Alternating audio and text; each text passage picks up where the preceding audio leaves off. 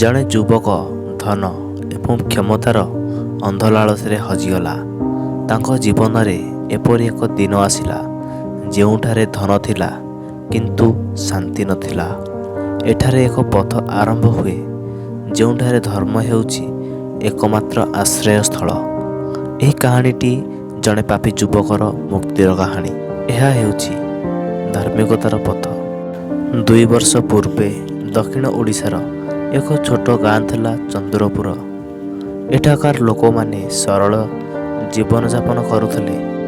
ଗାଁର ମଧ୍ୟଭାଗରେ ଏକ ପୁରୁଣା ମନ୍ଦିର ଥିଲା ଯେଉଁଠାରେ ବର୍ଷା ଋତୁରେ ଜଣେ ଅଜଣା ସାଧୁ ଆସି ରହୁଥିଲେ। କେହି ତାଙ୍କ ନାମ ଜାଣିନଥିଲେ। ଲୋକମାନେ ତାଙ୍କୁ ସାଧୁ ବାବା ବୋଲି ଡାକୁଥିଲେ। ସାଧୁ ବାବା ଖାଉନଥିଲେ, ଘରେ ରହୁନଥିଲେ। ମନ୍ଦିର ପଛରେ ଏକ ପଥର ଛାଇ ତଳେ ତାଙ୍କର ଜୀବନ ଥିଲା। ଲୋକେ ପ୍ରଥମେ ତାଙ୍କୁ ଭୟ କରୁଥିଲେ। ତାଙ୍କର ଘନ ଦାଢ଼ି, ଲାଲ କେଶ ଏବଂ ଅପାର ଶାନ୍ତିର ଛାଇ ସହିତ। କିନ୍ତୁ ଦିନ ବିତିବା ସହିତ ଲୋକମାନେ ବୁଝିପାରିଲେ ଯେ ଏହି ବ୍ୟକ୍ତି କିଛି ଅଲୌକିକ।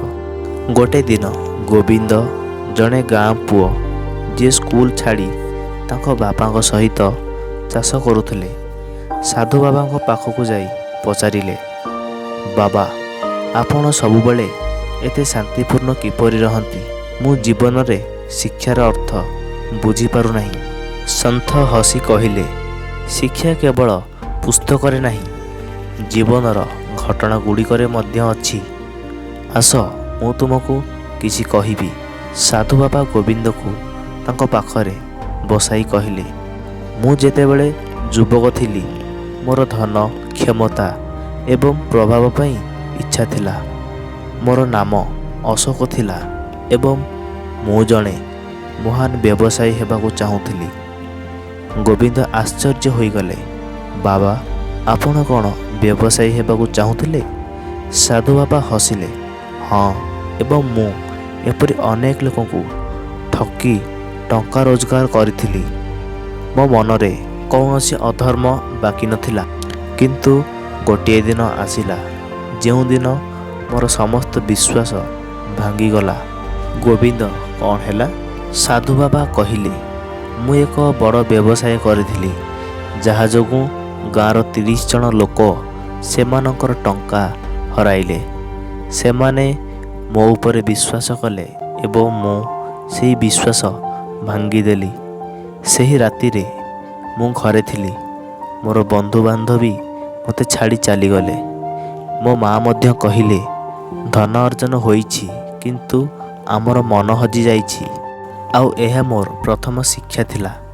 ଧନର ଗଛ କେବଳ ଧର୍ମ ମାଟିରେ ଲଗାଇଲେ ଫଳ ଦିଏ। ଗୋବିନ୍ଦ ନିର୍ବାକ ଥିଲେ। ସେ ଏପରି କିଛି ଶୁଣି ନଥିଲେ। ସେ ପଚାରିଲେ, ତାପରେ ତୁମେ କିପରି ସାଧୁ ହେଲ?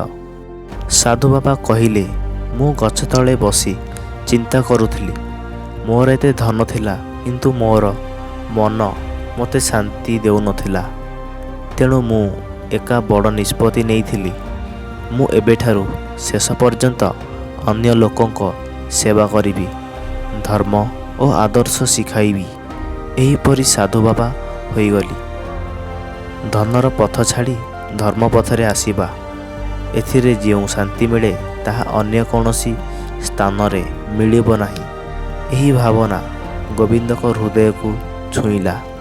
ସେ ଏଥିରୁ ବୁଝିପାରିଲେ ଜୀବନ କେବଳ କାମ ବିଷୟରେ ନୁହେଁ, ଏହାକୁ ଧାର୍ମିକତା ଏବଂ କରୁଣା ସହିତ ବଞ୍ଚିବାକୁ ପଡ଼ିବ। ଗୋବିନ୍ଦ ତାଙ୍କ ପାଖରେ ବସିଥିଲେ। ତାଙ୍କ ଆଖି ପ୍ରଶ୍ନ ଏବଂ କୌତୂହଳରେ ଝଲସୁଥିଲା।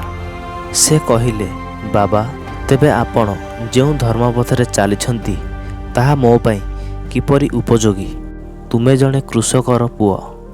ମୁଁ ମୋ ଜୀବନରେ କ'ଣ ପରିବର୍ତ୍ତନ ଆଣିପାରିବି? ସାଧୁ ବାବା ହସି କହିଲେ, ପରିବର୍ତ୍ତନ ହୃଦୟରୁ ଆସେ, ଏହା କାର୍ଯ୍ୟରେ ଦେଖାଯାଏ। ଧର୍ମ କେବଳ ପୂଜା ନୁହେଁ, ଧର୍ମ ହେଉଛି ସଚ୍ଚୋଟତା, କରୁଣା ଏବଂ ଆତ୍ମଶୁଦ୍ଧି ସହିତ ଆପଣଙ୍କର କାମ କରିବା।